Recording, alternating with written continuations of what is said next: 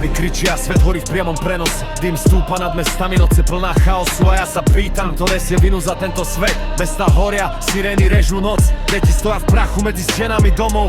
Ukrajina v dyme, zem sa chveje pod nohami. A niekto v tichu podpisuje rozkaz. Irán, Irak, púšť pod raketovým dažďom. Svet hovorí o miery, ale tanky stoja v rade.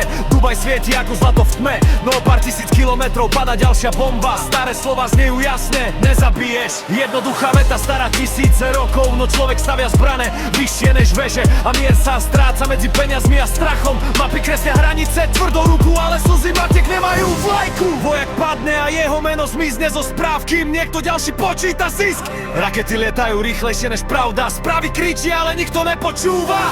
Tí hore hovoria o stratégii, tí dole počítajú hroby. Boh stvoril človeka na svoj obraz, no ten obraz sa rozbil na prach, keď prvá bomba dopadne na mesto. Pravda sa stratí v dyme. Niekto predáva zbrane, niekto predáva strach, niekto predáva pravdu za titulky. A obyčajný človek stojí medzi tým. V zákopoch nestoja prezidenti, v zákopoch stoja synovia a otcovia. Radšej by sedeli doma pri stole, ale svet ich poslal do blata. Pozerám hore na tiché nebo, kde hviezdy zakryl dym. A medzi výbuchmi sa pýtam, kto dal príkaz na túto vojnu. Ak existuje spravodlivosť nad týmto svetom, ak existuje hlas silnejší než bomby, raz pravda prelomí ticho a vojna bude hanbou dejín.